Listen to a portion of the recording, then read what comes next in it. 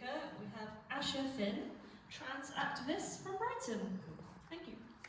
Thank you so much. Hello, thank you so much. It is an honour to be here as a non-binary transfem person and represent my community, so thank you so much. Just to say, I will be talking about transphobia, homophobia and violence throughout, but I do then talk about suicide and death, so I'm just giving a full warning. Reform states, record mass immigration has damaged our country. The small boat crisis threatens our security. Multiculturalism has imported separate communities that reject our way of life. Divisive, woke ideology has captured our public institutions. Transgender indoctrination is causing irreversible harm to our children. Right now, we are living in a Section 28-esque climate of anti-trans sentiment, spearheaded by Reform UK, which aims to set its voters against the trans plus community, as if we are somehow not part of and don't contribute to this society. Reform aims to ban transgender ideology in primary and secondary schools and states that transgender indoctrination is causing irreversible harm to children. Just this week, avid Reform supporter Tommy Robinson confronted a non-binary teacher with filming crew outside of the school that they work at, stalked them to their home, and even went onto their property. Despite being asked to desist, Tommy continued to challenge them for forcing children to address them as mix or be punished and get sent out of class. The local MP, former Tory Education Secretary Gavin Williamson, publicly shared a letter he'd addressed to the head teacher of that school.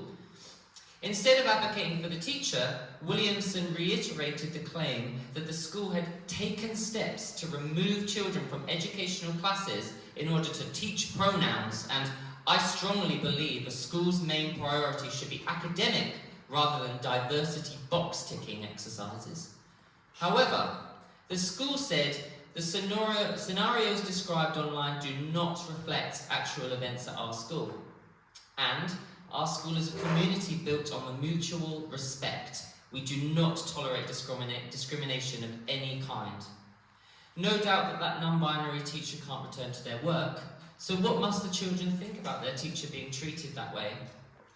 The Department for Education for the UK has already outlined guidance for primary schools on how to approach relationships, sex, and health education.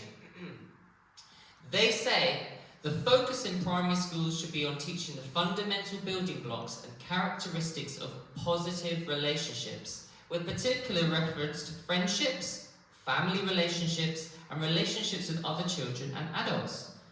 In 2019, the Department for Education made it mandatory for schools to teach about LGBT issues. They say that schools should ensure that all of their teaching is sensitive and age-appropriate in approach and content. At the point at which schools consider it appropriate to teach their pupils about LGBT issues, they should ensure that this content is fully integrated into their programs of study. Interestingly, Reform has been going into schools, and on the 30th of January, Jamie Fern, Deputy Chair of the Reform Coventry South, visited a school to talk all things Reform UK. Aren't schools supposed to be politically neutral? Existing statutory requirements on political impartiality covers all schools, regardless of type or funding arrangements. These legal duties mean that schools must prohibit the promotion of partisan political views and should take steps to ensure the balanced presentation of opposing views on political issues when they are brought to the attention of pupils. So what happened there? This is demonstrating that Reform, what it stands for, and who it represents is something that any child can be exposed to. What Reform fails to note is that LGBT people were also once children. And I can say for a fact that every single one of us would have benefited from more understanding and compassion in our school. And how cool would it have been to have a visible non-binary person as a teacher? Reform say they want to protect children, but in the same breath want to out them to their families and others if they indicate any sign of non-conformity. We already know the impact of creating a hostile environment for LGBT plus children is. We can simply look at what happened to Brianna Ghey, which has happened 3 years ago this week. And her story is one that's never amplified by Reform. The EHRC and Supreme Court. The EHRC is appointed by the government and claims to be an independent statutory body with the responsibility to encourage equality and diversity, eliminate unlawful discrimination, and protect and promote the human rights of everyone in Britain. They claim to enforce the equality legislation on protected characteristics. In 2018, the EHRC supported the Gender Recognition Act, seeking to make it easier for transgender people to access resources and care. Then, in 2022, former Prime Minister Liz Truss appointed Baroness Faulkner to head the EHRC, which marked a drastic change in attitudes towards transgender people. At the time, the LGBT Foundation said they severed ties with the EHRC. Stonewall became deeply concerned as EHRC staff were acting against the interests of LGBTQ+ people, such as meeting with groups under the guise of creating conversation and an open door policy. Leaked emails shared by Vice showed senior leaders and the newly appointed chair, Baroness Faulkner, had personal, private meetings with leaders of anti-trans organisations such as Fair Play for Women and the LGBT Alliance, who say that transitioning is horrifying and leads to a life of infertility, loss of sexual feeling, continuous medication, appalling surgery, and that the NHS is carrying out experimental surgeries on children. At this point, many employees quit the EHRC, following it becoming what they felt to be the enemy of human rights. Baroness Faulkner described the Supreme Court judgment as a victory for common sense. The Supreme Court ruling was not a victory for women's rights, however. It was a victory for patriarchy, division, and active discrimination. People were made to feel like their understanding of womanhood was being taken away from them, that it somehow meant a bit less because language was broadening to include a multiplicity of experience. Looking at gender, man, woman, or non-binary was being understood to be an expression different from one's sex. But now we seem to be taking a step back in feminism, where womanhood is now defined by biological functions. People are using the Supreme Court ruling as a scapegoat to enforce discrimination. Centres and spaces are proactively creating barriers to trans plus people accessing toilets. The climate of biological essentialism and biological scrutiny that has been created does affect all women.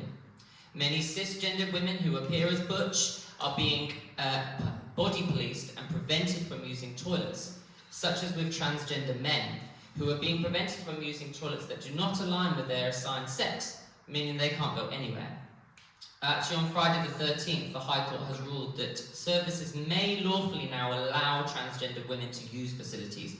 However, unless they provide single-person rooms for changing or toilets, then the workplace is allowed to prevent transgender women from using any space that is communal.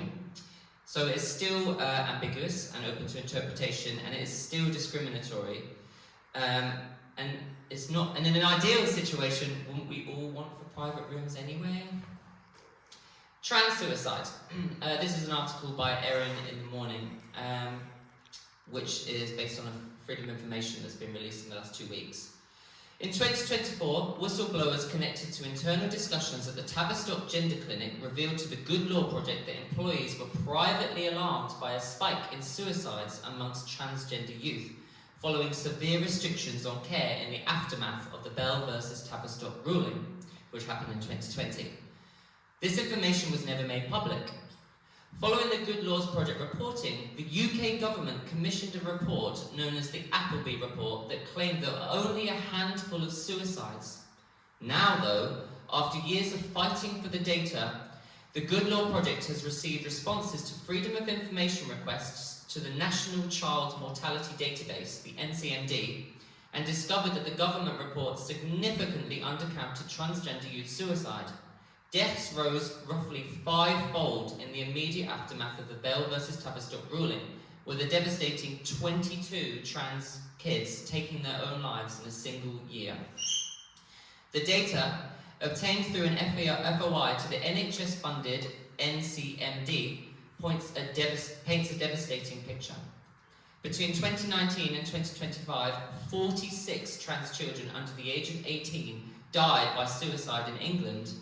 The year-by-year breakdown is stark, and a massive spike in 21 to 22 follows directly on the heels of the Bell versus Tavistock ruling in December 2020, after which NHS England imposed restrictions on gender-affirming care for young trans people. By contrast, the Appleby report, the government's official response to inquiries from whistleblowers about rising suicides, examined only a narrow pool of youth who had actually become patients of the Gender Identity Development Service at the Tavistock, finding just 12 suicides over 6 years, which includes adults. The NCMD data captures nearly 4 times as many deaths among children alone. Importantly, for later years, suicide reports have not been completed, and it is likely that some of the numbers for later years will rise significantly. The UK government fought hard to keep transgender suicide data from the public, and now, 2 years after its attempt to bury the deaths of children, that data is out. It is now known that the grisly impact that anti-trans restrictions have had on the youth of England, and trans youth are at least 14 times more likely to die by suicide than their non-trans peers, which is directly caused by lack of resources, representation, and negative framing in the media. I'm going to talk now about the loss of my beautiful friend Tristessa. My beautiful friend Joelle, also known as Tristessa, was stolen from us in October 2023. The NHS certainly had a lack of resources, but what tipped the balance between survival and death was transphobia. On October the 2nd, 2023, Steve Barclay, the Health Secretary, announced at the Tory conference that there would be an intention to not have trans women in women's wards or men's wards. On October the 3rd, the very next day, Tristessa went into hospital following a diagnosis of blood cancer, which, for the record, is very easily treatable, with a 91% recovery rate if treated as a medical emergency. Her mum, Jane, saw that there were plenty of empty beds in both the male and female wards, but there were no beds in the private rooms. The hospital chose to act on the recent announcement by Steve Barclay, preventing Tristessa from accessing any single-sex wards. Instead, she would have to access a private single room. Tristessa was forced to wait 16 days. Doctors would say they were going to move her into a room, but it would be taken almost immediately. She was waiting for a single room because she was trans. Tristessa pleaded with the doctors. She didn't care whether she went into a male or a female ward or even the corridor. She just wanted treatment. Her mum desperately advocated for her, but she was denied care. This wasn't policy, it wasn't a directive, it was something that the hospital chose to interpret. Jane, her mum, has been interpreting the data following the loss of her daughter. She saw that the cancer markers in her blood were at 504 when Tristessa arrived at the hospital. By day 10, it was at 705, and above 750 is dangerous grounds. The day Tristessa finally received chemotherapy, her cancer markers were well above 2,000. Tristessa received a lack of solidarity, a lack of empathy. She was othered, she was even misgendered in her doctor's notes. The loss of Tristessa is a direct result of the anti-trans climate that we live in, to the extent that doctors wouldn't act on their Hippocratic oath to preserve life because of legislation. Jane is working tirelessly to take on the EHRC. She has been able to acquire legal aid, but will need funding to make it possible. We are still working on the fundraiser, and it's basically based on a matter of her ability to do things. But if you are able to help by either sharing or donating, please come and speak to me, as I would love to take your email address. Finally, it has already been so hard for queer, trans, and gender non-conforming people. I actually don't know a single person, a single trans person who hasn't experienced some form of violence, be it verbal abuse, bullying, harassment, or even physical abuse. Some of my friends and trans siblings have been hospitalised and even lost their lives due to hate crimes inflicted upon them. I, too, have also been physically assaulted on the streets of Brighton. We already don't feel safe to feel visible, to show ourselves and connect with wider society. Many of us find it hard to even leave our homes. We're rarely even using public toilets because we feel unsafe. We don't feel safe in the women's toilets because we risk being scrutinised or harassed, and we don't feel safe in the men's toilets because we risk being predated or facing violence. and not to mention that the men's toilets are disgusting. Just to say, if anyone didn't know. I work with children, and I'm proud to say that I'm a respected role model for them. I teach them rules about respect, kindness, and acceptance. They connect with me as a person, not an idea. I teach about 140 plus children a week, which extends to about 180 including the school holidays. The children are from many different backgrounds, both affluent and impoverished, and I can tell you that they are all desperate to express themselves, to connect with something that inspires them and makes them feel that who or what they are is okay. They connect with stories of empowerment and friendship. Is there a bigger and brighter story of connection, empowerment and community than the queer community? We refer to our community as dolls and sisters and angels. TERFs actually know nothing to do with the collective harmony of sisterhood and siblinghood, brought together by oppression, by the shared experiences of joy, violence, persecution, but also becoming. Thank you so much for having me.